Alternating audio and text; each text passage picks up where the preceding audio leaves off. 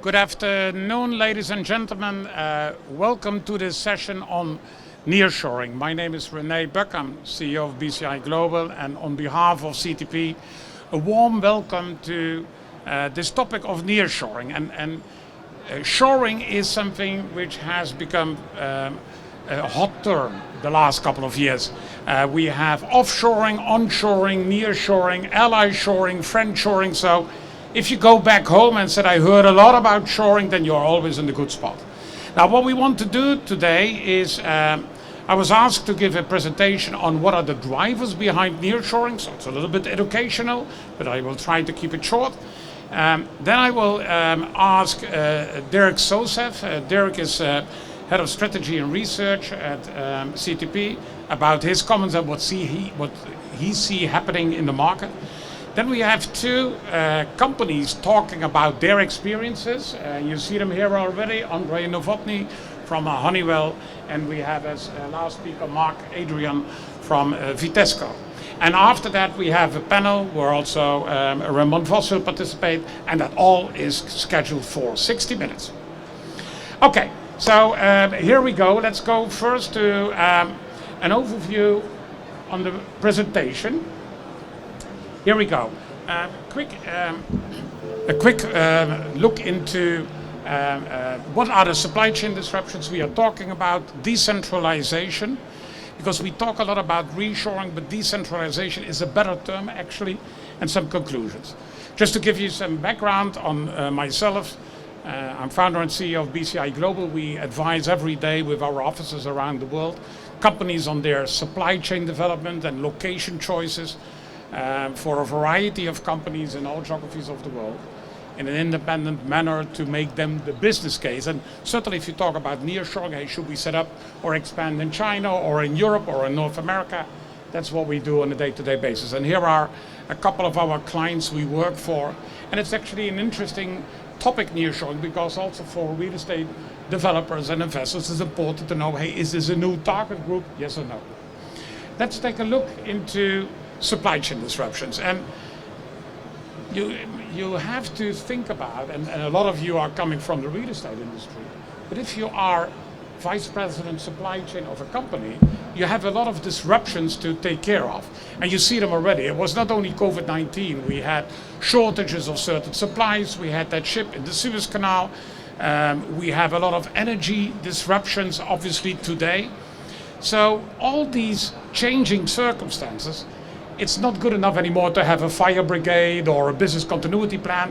What you need really is that you have an organization which is fit to adopt and adjust to these ever-changing circumstances. And what you can see here on the left-hand side, you see internal drivers. You know, there are companies who grow, or a certain product is coming onto the market, or a company acquires another company. We have industry drivers, so if you are in the fashion industry or in the high-tech industry, there are developments taking place which is not only relevant for you, but also for other companies and for other peers and competitors in the industry. And you have these external circumstances. You see them on the left bottom side, and it's these external circumstances which continuously you have to cope with them. They are beyond the control of many people, whether it's super inflation or whether it's trade tariffs between the US and China, but on the other hand, you have to deal with that. So you have to make trade-offs as a company. You have to think on, do we keep on doing production in Asia, or with all these difficulties we had in the last years with lockdowns, even today there are lockdowns in China, hey, should we not go to other regions in the world to serve our clients?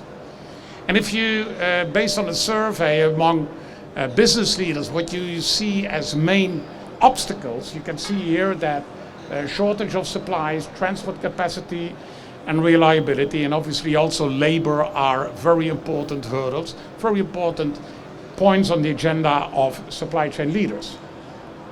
Now, what are companies doing? Companies try to de-risk, and we call it the DE strategy. They try to get away from being too dependent on China. They try to get away to be too dependent on one single source, because during COVID-19 we noticed that a lot of companies had difficulties because they were dependent on one supplier, and if that supplier had a lockdown or difficulties to provide the products, then the whole car, computer, whatever could not be finished. So desingle sourcing, we see companies looking into decentralizing production. So instead of having one super size plant in Vietnam or in China or in India, should we not be at, closer to our consumer markets? And we see also obviously in a lot of discussion here also at the EXPO on ESG, on decarbonization. So companies follow that DE strategy with 5 different explanations. Now, what are the solutions? How are companies looking? How can we reduce that risk? How can we make our supply chain of all these products and components more resilient, more robust? The first is obviously higher inventory. You know, you lease an additional warehouse and then you have higher inventory levels, more stock, so that if there are fluctuations that you can solve the issue. Companies are looking to near sourcing. Hey, that provider, that supplier of that specific component we get now out of Malaysia, can we also find that in Romania or Spain? Because easier, closer to the market, less risk. You see companies looking into decentralization of distribution, closer to the markets, or even with value-added logistics.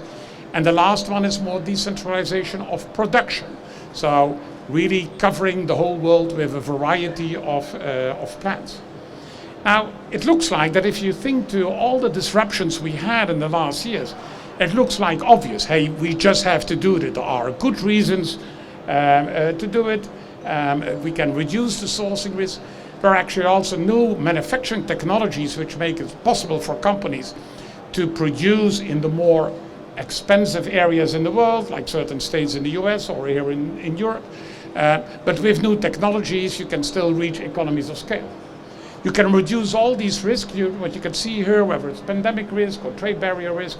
We see also in certain industries, and you recall the discussion on PPE in the first 9 months of COVID, governments are pushing that certain products are being made in their market. So there are a number of good reasons to decentralize production, to get away from the idea, hey, we have to produce in the powerhouse for the world, which China was for decades. We have to organize our footprint in a different level. But it's not that easy because it's a complex process. Companies, if you relocate or if you locate certain production capacity, not only in Asia but in Europe, then you have to make sure that you find the right labor, the labor skills, but also the supplier ecosystem. And think about it, if you, in the COVID period, we made vaccines. If you have to make a vaccine, you need 279 components, 279. That means that if you say, yeah, I do the final assembly in Europe, then what are you doing with all these other components in sub-assembly? So it's de-risking, but we have to be aware that global value chains are not gone. So companies, on the one hand, see these advantages, and on the other hand, they have to balance possible hurdles like cost, like supplier ecosystems, like finding the right available labor force. And this is a survey we did earlier this year, let's say before the war in Ukraine. And we interviewed about 200 leaders in American and European companies on what they saw on this topic of nearshoring. And here you can see that 60% of the companies were one way or another looking into nearshoring or onshoring. Onshoring means in your major markets. Nearshoring is, let's say, the country next to that as an example. So a lot of companies are considering, and it's actually what we see in our day-to-day practice also in our offices around the world. You can also see that it's on the right-hand side of the slide, it's more smaller volumes, it's critical parts. So it's not the fact that hundreds of companies are pushing every day on the doors of Europe and say, well, we want to set up a new manufacturing facility, which was previously in China. It's far more subtle. It's subtle in the sense that companies who 5 years ago would say, we expand our plant in China, are now saying, okay, let's set up a new plant in Romania. There are companies, American company we worked for, who wanted to set up a new manufacturing plant in Southeast Asia to cover the European market. And now the company is saying, no, we don't do that anymore. Let's go into the European market and produce that specific product. So nearshoring get different phases, and meaning also that it's really on the top of the agenda in many companies to take a look at. We asked those companies, what kind of countries would you consider in that nearshoring options. And you see here a kind of interesting mix between, on the one hand, Central and Eastern European countries, by many supply chain leaders still perceived as cost-effective locations. But you see here, for example, also Germany and the Benelux. And that has to do with these new manufacturing technologies. If you have plants where the part of the labor percentage in the total production cost is relatively limited, then it makes sense for companies also to go to higher cost locations. So it's a mix. So nearshoring does not necessarily mean, oh, it's only going to the lower cost parts in Europe. For certain industries and for certain products, it also higher cost countries like Germany, UK, France, Benelux are playing their part as well. Now, if you take a look for companies who are interested in Central and Eastern Europe, then in our work, it's very important, what are the activities of a company? If you really, we will see later on an example of a company who really sees Central and Eastern Europe as a growth region, and then you find other locations, then if you say, yeah, but my warehouse, my distribution center should also cover Germany. So here you can see that depending on the task and activities of an operation, you find different right locations, and it's the same goes for manufacturing. If you have low-cost manufacturing or high-value manufacturing, different locations all over Central and Eastern Europe, in this case, pop up. So the activities of an operation, they determine what are the best locations, wherever they are in Europe or in EMEA. Now, summarizing, if you look to what it means, you can see here that these 5 strategies, which I mentioned in the beginning, higher inventory, near sourcing, distribution, value-added logistics, decentralizing and production, it offers opportunities for both sides. So for Western Europe as well as for Central and Eastern Europe. On some operations, you will see that Central and Eastern Europe has a little bit more advantage, and that's also what we're going to discover later on in the discussion. So here are the final conclusions. That element of decentralization is really, for many companies, a hot topic, because after 2-3 years of COVID, you cannot come back every time to your client and say, yeah, sorry, we missed an element, and that's the reason why we have to postpone our deliveries to you for another 2 months. So companies are really up to, and they know that it's going to cost money, and it's costing them money to de-risk their supply chain, to make it more resilient and more robust. And at the end of the day, wherever they are looking to proximity to main European markets, which can be different for every company, the availability of the labor pool, cost-effective operations, and also an overall good investment and political climate, because that's also one of the elements which plays a role right now. For that was my introduction. I'm going to go to that other table and invite Dirk Sosef to give his comments. Thank you. As mentioned before, Dirk is Head of Strategy and Research within CTP. And he's still in his honeymoon week, because I believe you started last week.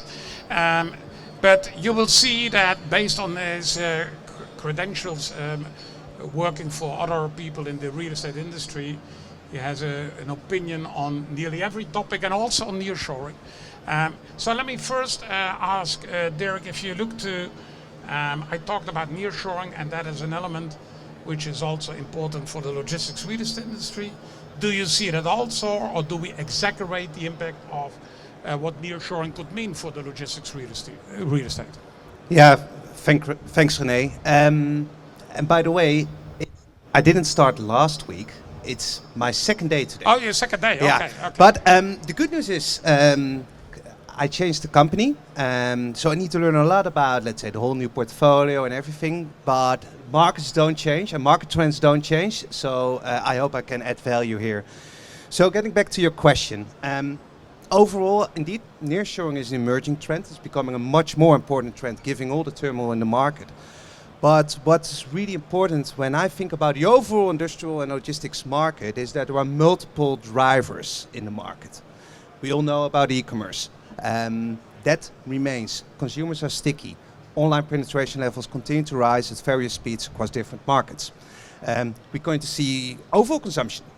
And let's say every product we see here in the messe, every product you have at home, in your office, is all flowing through the warehouses. Another structural demand driver, typically for Europe, are the unsupplied markets. we have, in general in Europe, in many markets, a lack of grade A stock. And that supply chain reconfiguration is another structural trend. So indeed, nearshoring is an important trend, but it is part of many other trends.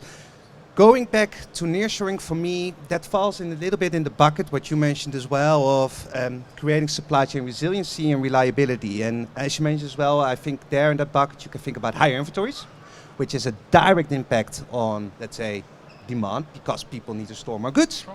And then for me, nearshoring is more the long-term solution to trying to solve all the events happening in the world. And you might know this better, is companies, the customers, are more than aware of it, that this is not stopping.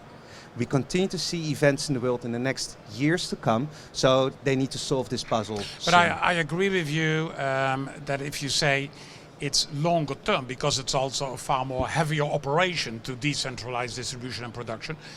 But it's not to say that also companies only start long term with that, because what we see today is that companies are actually looking into how can we solve the issue, how can we de-risk the supply chain. But it's not something you do in a late Friday afternoon. Absolutely not. So going back to the questions we have, the why, where, when and how. When I think about when, and I thought when I went to EXPO this morning, I thought, okay, when? Happening yesterday, happening today, happening in the next decade. Because, and then we go to the how as well, and the other questions, because this is so incredibly complex. I saw in our Grid magazine, for instance, a number about a car, just a normal car on the street. 40,000 different items in a car, 200 to 300 suppliers. Good luck in kind of decentralizing, decoupling your supply chain. That's not easy, and therefore this is a long-term trend. Happily enough, in the automotive industry, they had to change anyway to electric vehicles, so they could combine the good and the bad here right away. Now, if you talk about where, for nearshoring, I showed a survey which had as a result that what a lot of people think it's only Central and Eastern Europe, but also Western European locations could benefit from this trend. How do you look at that? Yeah, I agree what you mentioned about the type of manufacturing. I think that was your key takeaway. But sometimes I like to think about things in a simple way. And in a simple way, for me personally... That's not what you are hired for. You were hired for as head of strategy and research, for thinking hard up loud, coming as a thought leader. But go ahead. Yeah. Food for thought. No, but again, in a simple way is that when you think about real critical items for society, I personally, and we can have a chat about this later on, I expect that it can, let's say, land in Western European markets. For instance, when you think about aviation or medicines, Western European markets. When you think about the bigger picture, including the critical items, you can think really about CEE. As you mentioned, skilled, available workforce, motivated workforce is key. When you looked at the map, you're close to the heart of the mainland of Europe. And again, then going back to my research role, this is supported by external research as well. I think Sevel's published an interesting report about the Nearshoring Index. And then when you look at which country at a global level is ranked number 1, that's Czech Republic. So overall, when you think about the overall impact of the nearshoring, you can expect, I expect personally, a concentration in the CEE. Do you expect also that the buildings will change? Are buildings for distribution, warehousing, on the one hand, and or buildings where you have final assembly operations or decentralized production? Will the buildings be different in height, in format and layout? Any thoughts on that? Yeah, I think there will be some change. Why? First, I think it is important, it's a more general comment about the impact from nearshoring on real estate, is you can expect longer leases. That customers remain much more sticky to their logistics industrial facility. Why? Because, why? Sorry. The why is, for me, again, in a very short explanation. When you look at their nearshoring activities, when they move to a certain location, they invest so much in their installations, in their automation, in the whole facility, that I saw numbers that their, let's say, their fit-out cost, so the soft cost, are higher than the hard cost. So let's say the value of the building.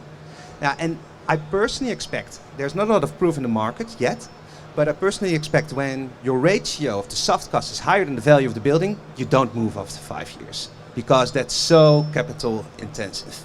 So in general, I expect that as a key trend, longer leases. One other, and this is more a takeaway or learning for us as a real estate industry, a general comment again, is we as a industrial community, real estate community, really need to educate ourselves. Because when we talk with customers focused on nearshoring, when you talk with customers focused on nearshoring, they are really understand the global supply chains. They really understand what they need in terms of location and the buildings. We have homework to do to better understand their needs. Then going back to the building requirements, I think there are some nuances, yes, indeed.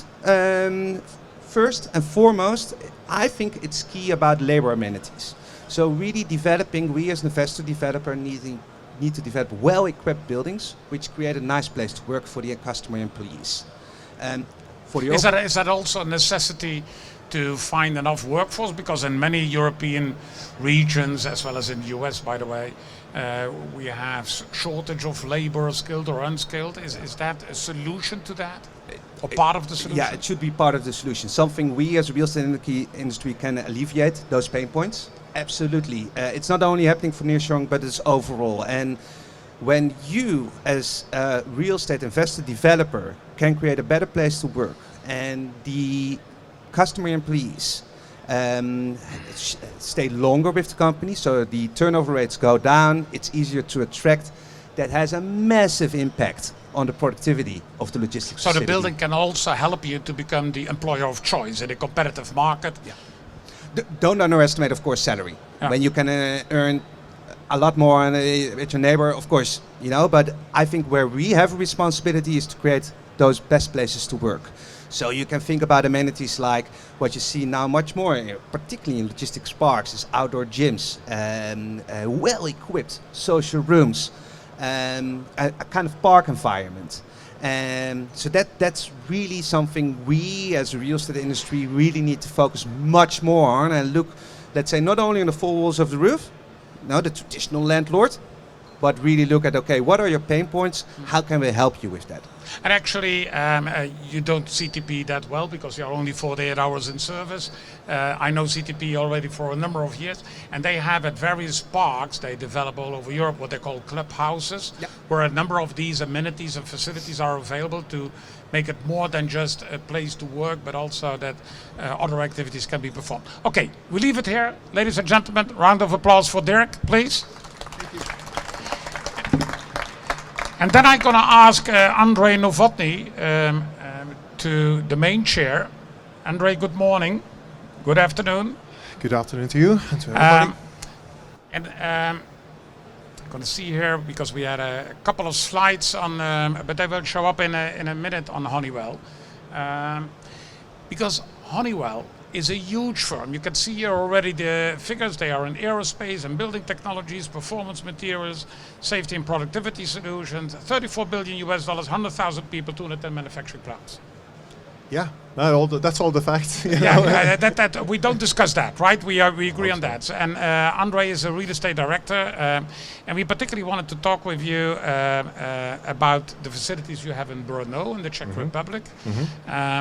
Because interesting is that you have there a facility which is more focusing on R&D than on production, correct? Yeah, that's correct. I mean, there was a discussion already about the nearshoring. I mean, Honeywell, and you can probably see it from the numbers there and from the dots, you know, Honeywell actually always have been around, you know. We were always believing in the high growth region, which we consider CEE to be one, but we were also remaining in our position in Western Europe. In the past couple of years, we actually expanded our CEE presence, you know, quite significantly. We were building new manufacturing site in Poland, expanding our sites in Romania. In Brno, that's a special, you know, that's a special place for us. That's one of our few R&D centers globally. We gather around 2,000 people. We were expanding recently to our Integrated, which is a new company which we acquired a couple of years back. We got there a testing center. But at the same time, we got another quite unique facility in Olomouc. So another kilometer, a couple kilometers north, we got an aerospace manufacturing site. And this is a site where technically, if you will be flying with any airplane, there's quite a good chance that there will be something, which is being built there. And that includes the commercial aircrafts, but it includes also the defense, so F-35 Raptors, for example, parts, for those jets are being produced there as well.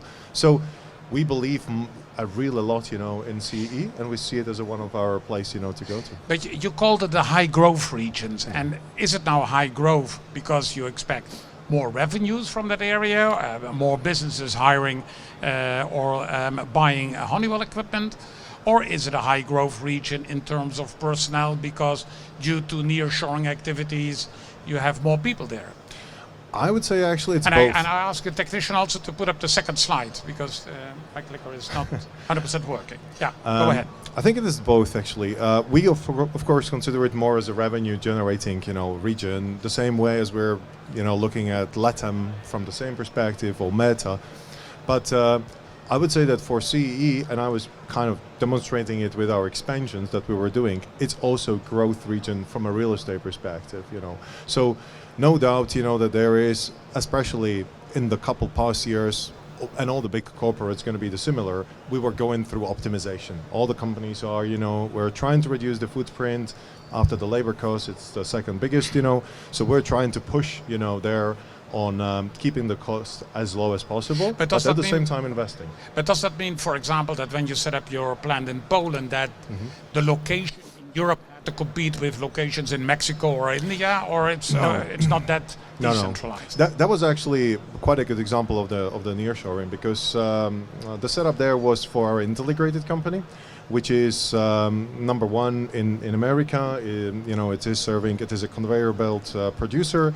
It is serving Amazon and all the big producers, there. And it didn't have any presence in Europe. And that was a decision that was deliberate, to come, closer to their customers, to be able to supply to them from the location.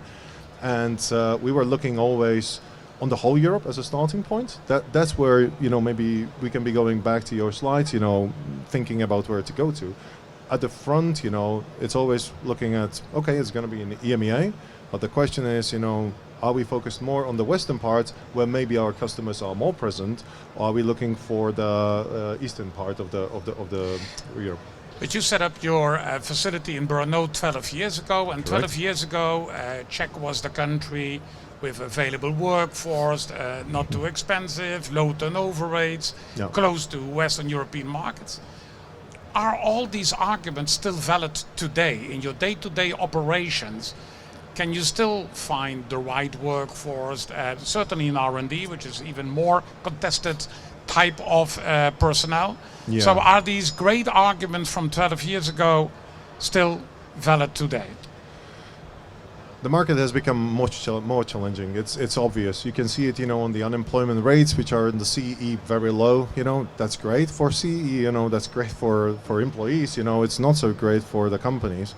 The process in a corporate like Honeywell starts always, with a selection of the location, and there actually the real estate is only playing, I would say, an enabler role. So we are commenting, how likely it is to be able to locate in a location. But then the key point is, of course, the labor market. That was the reason why we moved to Poland, because we were moving to a region with, I think, 5 million agglomeration, So that's certainly the key. I would say what is still valid is a right talent, especially for Brno. It is a very good language skills, which is also important, for companies like us. And the availability, you're competing with more companies. You are probably dealing with higher cost, but it's still, a location where we want to be, and it's still a location where we're thinking about further expanding. And Dirk mentioned a minute ago that the buildings where if you do R&D of production, that you have to invest more as a customer, as a tenant in those buildings as well. Is that also what you see, or is it, let's say, I could imagine that your R&D center is different than a typical warehouse type of environment? Yeah, so in general, we are very reluctant to the long-term commitments. We like our flexibility. So usually, companies like us, Dirk said here a minute ago, I expect longer leases.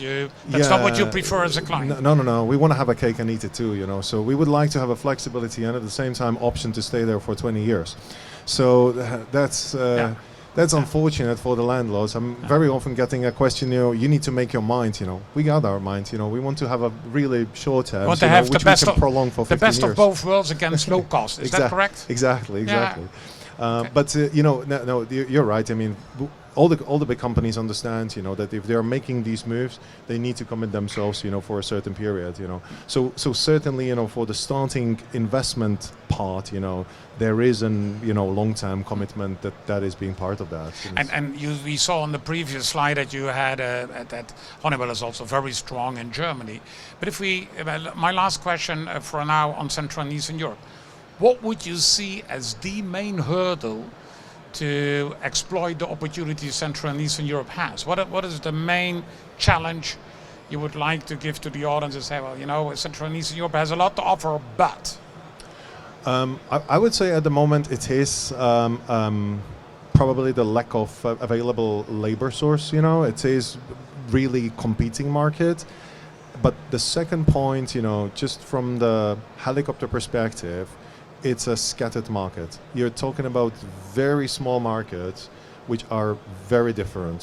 So when you have a company, as in Honeywell, an American corporate, for whom it's a very tiny place on the map, and you're trying to explain to them, okay, this country does have a euro, this country doesn't. This country does have some incentives, this doesn't. This is a tax difference, this is a labor difference. It's very difficult for them to make some kind of selection. If there would be one more homogeneous, area, then it might be easier.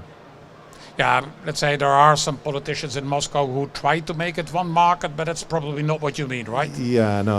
I don't think that's the way. I spent my spring, resolving Russia, so I don't want to be doing it again. Okay, thank you very much, ladies and gentlemen. Warm applause for Ondřej. Then I ask Marc Adrion to the stage. Marc is a senior corporate real estate manager at Vitesco. Marc, tell us first, while the slides are being produced here, your 30 seconds of fame for Vitesco. Tell us in a sec, what is Vitesco? German-based company, not far from here with its headquarters. What are you producing? What is Vitesco? First of all, thanks for the invitation. Nice to be here. What is Vitesco? I think most of you never heard of Vitesco. Vitesco is a more or less new company, spin-off from the Continental AG, so the famous tires company, which also produce parts for automotive. And Vitesco is the former known business unit for powertrain solutions. So everything in a powertrain, from a turbocharger and also e-mobility, will be delivered from Vitesco. And we are quite young, so last September it was a spin-off. We have more than 50 locations worldwide. We make a revenue of 8.3 billion euros. We have approximately 37,000 employees. And it's more or less a startup after the spin-off with a long history. I would say a startup with 37,000 employees and 8.4 billion euro revenues. That's probably what a lot of startups want to have there. Now, let's talk about the way how Vitesco looks into Europe, and particularly also to Central and Eastern Europe. You have, for example, operations also in Czech Republic and Ostrava, and a production plant in Franstadt.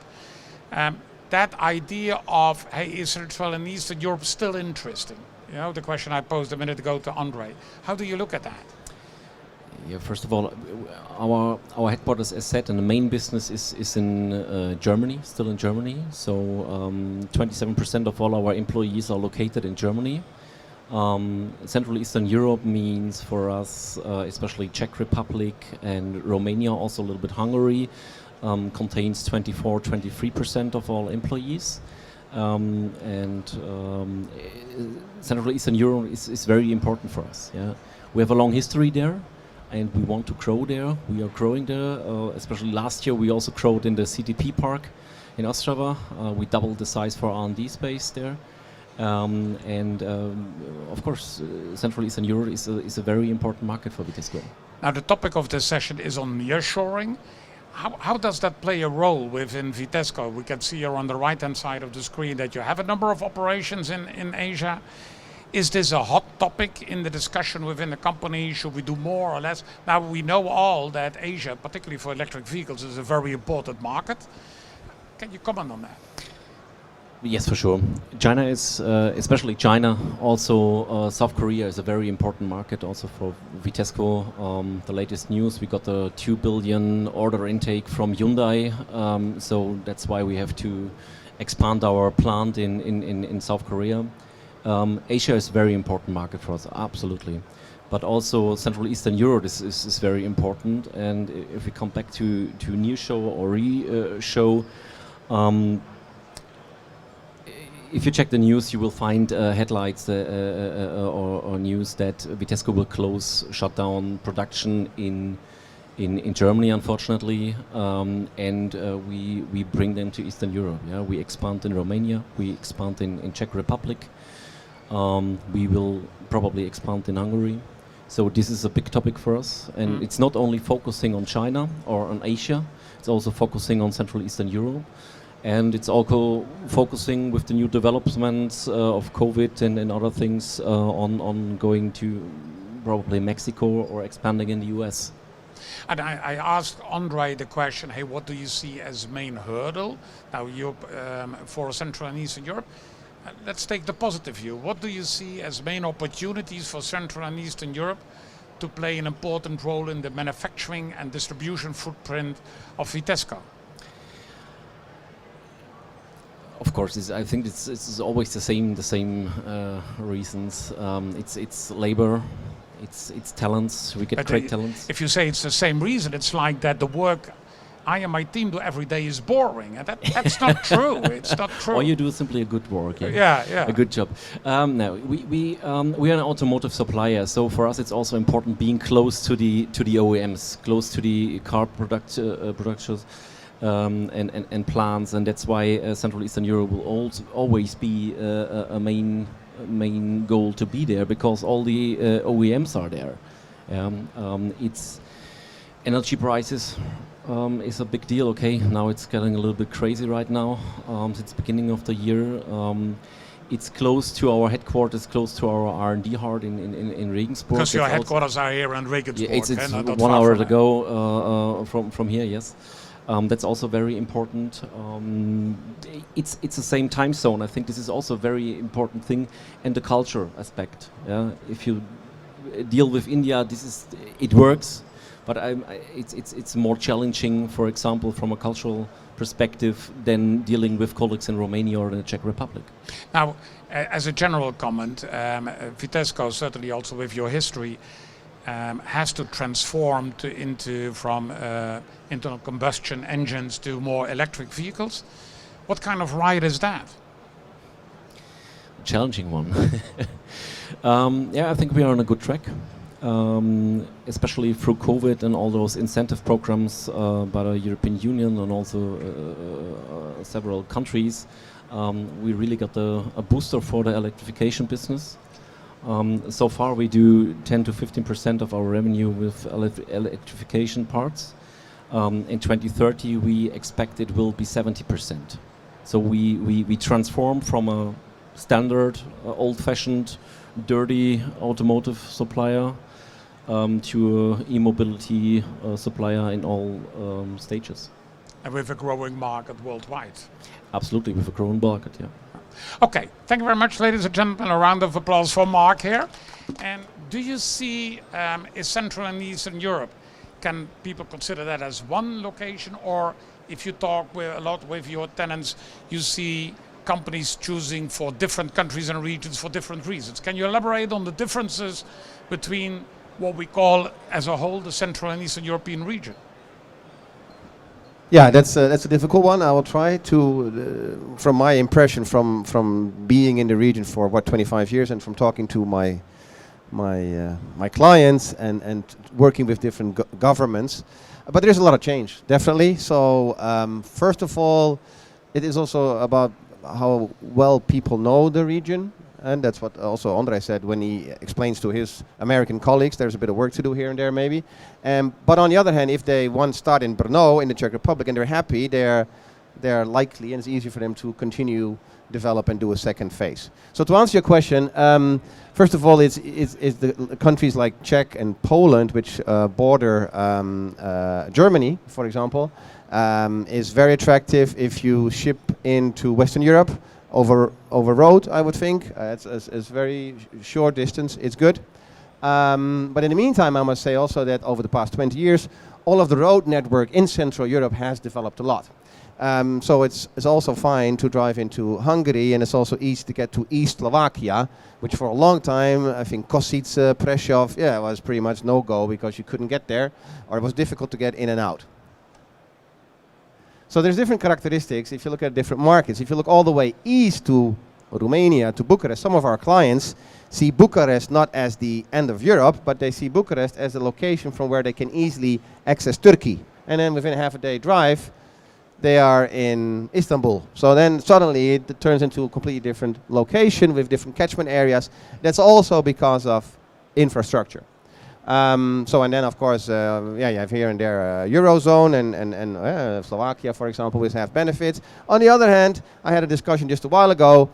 In Poland, you don't. And then maybe the euros worth a lot nowadays or less than what the dollar used to be. So that's also for some businesses not always a threat, but it's also an opportunity. So it doesn't have to be bad necessarily. Now we talked about Central and Eastern Europe, and we had two great examples of companies who invested a long time ago already in various locations in Central and Eastern Europe. Are the next 10 years still the years for the decade for Central and Eastern Europe, or are, due to geopolitical circumstances, lack of labor, is CEE not the paradise on earth anymore? No, I think this is I expect you to decline, but exactly. So what do you want me to say? No, we started to buy some more land. Yeah. Or we continue to buy some more land. No, also if you look at the map, I mean, even if I'm an Asian company, if I'm an Asian business, if I'm an Asian car producer like a Hyundai or Kia, I'm going to set up a shop in Europe if I want to supply my European market, right? It's an old-fashioned idea to believe that you can have a factory on the other side of the world and then still, just in time, supply goods to European market. So where else would you go to? I mean, labor cost, don't forget that. I mean, labor cost in for example, Poland is 1/3 of what you pay in Germany. And then we can also talk about productivity and about flexibility and about and all of that, and also so labor availability, labor cost. So I know, and also what have we done in terms of infrastructure investment? So I think it is definitely a good place to be for the future. Yeah, maybe we need to reinvent a few things here and there. We cannot rely on containers which are being shipped from Shanghai to Rotterdam for $2,000 anymore. That's long gone, but it's also polluting. We don't want that. Do we want to rely on energy which comes from some far away, which is not necessarily, some people call it friend-shoring, so you want to rely on and work with people you want to work with and you trust in. So maybe it's a united Europe kind of thing. Maybe it takes some time to reinvent that and to become, So no, I'm confident that, and not the easy ride, but yeah, I believe very much in the region. And if you ask me for manufacturing, for value add, for all kind of things, then Europe as a location, and Central Europe especially, I see a lot of opportunity there. I have a question for Ondřej and Marc. How do you think that the sustainability drive and ESG policies will change the way how your company operates in Europe? Will it lead to changing footprints? Will it lead to different types of buildings you want to negotiate with CTP or other landlords? Marc, can you comment on that? Yes. Yeah, go ahead. Yeah, I can comment on that. So our strategy of Vitesco is in 2030 we want to be CO2 neutral. So that means exactly what you said. Yeah, we cannot ship each and every part through around the world or by plane or by container or whatever. So we do a lot of effort to this CO2 neutrality, and that means that changes layouts of buildings, that changes plans, that changes also locations. Yeah, you're not only looking for the best place to be, you also look for the best place where you maybe can set up also a solar farm, and wind energy or whatever. Yeah, so this is completely new for us for the location search, but this definitely will have a huge impact to our site selection processes and to our portfolio in the future. Absolutely.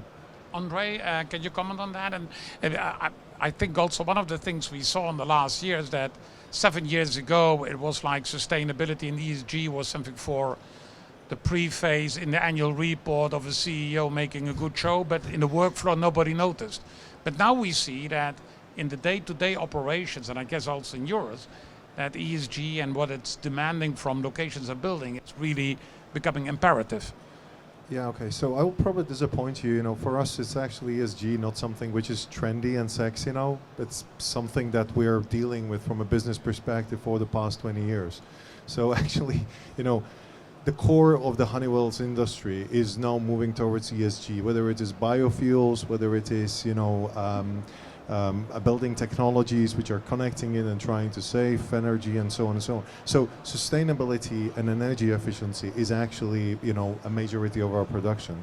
I would probably we got, by the way, we got 5 more years for the neutrality. So, but it's a harsh task anyway. I would maybe add only one more comment with regards to ESG. The first starting point, at least from a corporate perspective like us, is looking at the footprint. So if you do not have the footprint, if you do not have the square meters that you don't need, that's actually your zero carbon. You know, that's the easiest one. So a lot of the companies will be going through some a big optimization. They'll be looking on their processes, not saying that we'll be leaving, you know, the footprint, but we'll be using it more wisely, you know. We'll be more trying to outsource something that we don't need to, you know, and really focus on the core of our production, of the added value. So from that perspective, certainly. And the second point, you know, of that ESG is definitely investing in the properties. And maybe that's something where I would point out where I see some warning, you know, finger for the CEE, you know, because I would otherwise absolutely agree with Remon here. You know, it's not good when the tenant and landlord agrees, but it's only for 5 minutes. Yeah. No. It's going to be a very quick one. Actually, we are investing quite a lot in our properties now. We're looking at our core properties, you know, and focus on a green sustainability, you know, investments. But at the same time, I think it's for the landlords to start to think about it as well, also for their older properties, because this is something that they will start to compete with the Western Europeans as well. And I think it's Britain, you know, where they get some expectation of the legal change or the legislation change that will be pushing all the properties, you know, to get to a certain level of EPC. So that's maybe something where I would see, you know, that's going to be an advantage if the CE or Germans, you know, developers will take that opportunity. Remon, can you comment on the way how CTP answers these requirements of ESG and what CTP is doing in its parks all over Europe to reduce its carbon footprint? Yeah, with pleasure. It has everything to do with our long-term commitment. So if we relationships with our tenants, but also the properties which we develop to hold, so we don't sell. And I think it sounds easy, but that's very important because that changes everything. So actually, if you build your own house, you want to build good quality, which is easy to maintain, which does not consume too much energy, which you can enjoy for a long time. And that's how we look at it when we develop our projects. And then we don't build one building, we like to build create a nice environment, build a park. And that's important because that also gives you much more opportunity to do a good job on ESG. Our entire portfolio is BREEAM certified. That's again also very important because with that you can issue green bonds And with that, we pay less for our money, and if we pay less for our money, we offer our tenants lower rent. Huh? Hey, Ondřej and Marc, you hear that? Yeah, You know, he knows that. It's a videotape, right? I got it. Oh, this is everything valid and true, and I wouldn't say anything else. But that's the BREEAM. But the BREEAM is not ESG for me. Is not just planting trees and do solar energy. It's also the social aspect of it. Mm. We spoke about availability of labor, and that's of course an issue. So we work with schools and universities, but also we are involved in offering affordable housing. If you have people coming from far away, they come from job opportunities, and they need housing, and we help provide that. So again, it gives, as long-term owners and as we can build these parks, it also gives us the opportunity to build it, because that takes time. But you build communities and you work with your clients. Right. I mean, these guys, this is 80% of all the business I do for existing clients. So I work with them every day. We work as a team with 650 employees in the meantime, to work with these fantastic companies to grow up and to make it better, and also to contribute to local communities. As I said, I believe in Europe, and I want to try and, for CTP, to contribute to the well-being of the region. And if I can do that with CTP through this, then with the tenants and the partners, and I'm going to use that opportunity. So we're super serious about that. We spoke about energy. We are now adding, we just announced it, another 100 million euro for 2023, on top of what we already committed to boost our solar energy program, which is adding more rooftop solar plants to the parks, which tenants will then have access to that immediately, because also the park has this local distribution network, so you create energy, you connect, you use it for production lines, but also for electric vehicles and for all of this. So there's a lot of things happening, which I think is it's very exciting, and but definitely ESG is of course part of it, has always been and will be. I have a question for Dirk, because in the panel discussion we had, let's say labor availability is a problem nearly everywhere. Do you see automation and robotization in warehouses fast increasing as part of the solution of that? And does that require also other building specs than we have currently? How much time do I have for this question? Only 60 seconds. Oh, perfect. First, I think it is good for the audience who's maybe not that often in a logistics facility. They might expect that all logistics and industrial facilities are fully automated, let's say dark warehouses, robots everywhere, etc. Not really. It's still, let's say, more traditional, let's say real storage, or than people would expect. That's number one. Secondly, about labor and automation, your question. I personally, when I look at the stats and when I hear feedback from customers, it's not to really reduce, the labor pools inside the facility, but is to kind of help the existing labor pools with recurring tasks and kind of increase the productivity. So it goes hand in hand with each other. Then, of course, with requirements clear, you need to look at the basics. What you already need to do as a future-proof developer, floor loads, energy, that kind of stuff. Because when you have a long-term commitment on a building, and maybe the customer number one, is more basic, you need to already think about customer number two, which might have really higher requirements in terms of automation. But short answer is, for me, it really goes hand in hand. And let's say for the real recurring task, there you really see the automation shift. But you still see, I don't expect, let's say, the dark warehouses in the near-term future at all. I'm going to turn to the audience, and I'm just asking, is somebody here who wants to pose a question to the panel? You as a large end users, and you still have 5 years to go until this carbon neutrality. Are you ready to pay already today more rent for carbon neutral buildings, or it is better to wait until the last 2 years? Good question. Yeah. So I gave you 5 seconds to think about your answer, Ondřej, because that's also videotaped. I don't need to think about it, So you need to have a plan now. Actually, we had a plan 10 years back, So it's not leaving anything for the last moment.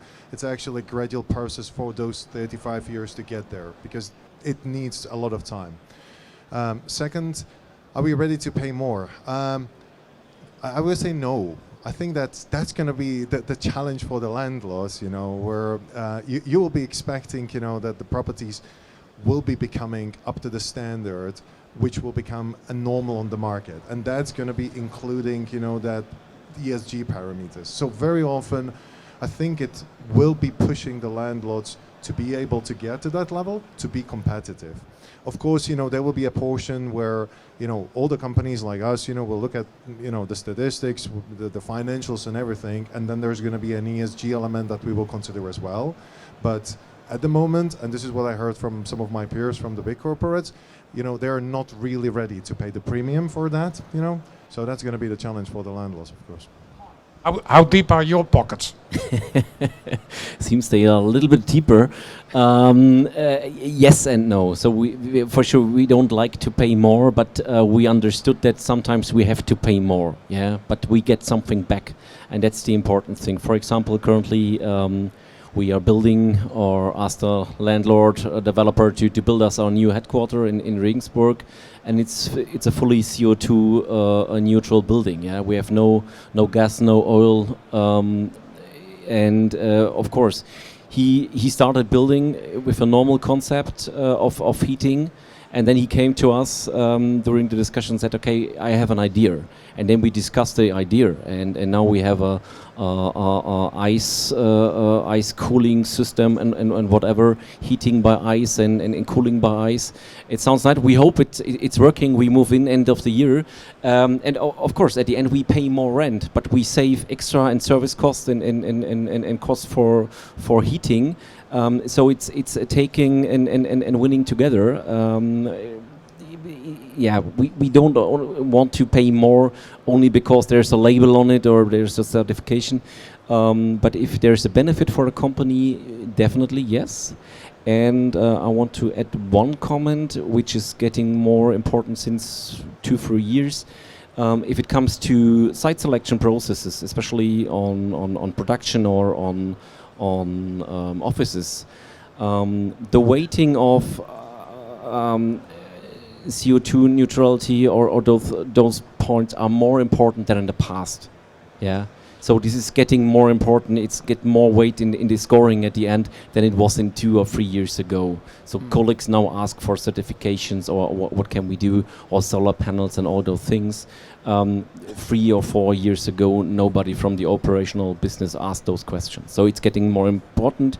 And for us, I think it's an important thing. And if it makes sense, we are also willing to pay more money.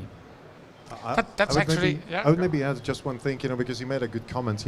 When there is a economical, sense behind that, it's much easier. And I think that's an opportunity now with the prices of the utilities growing really sky high.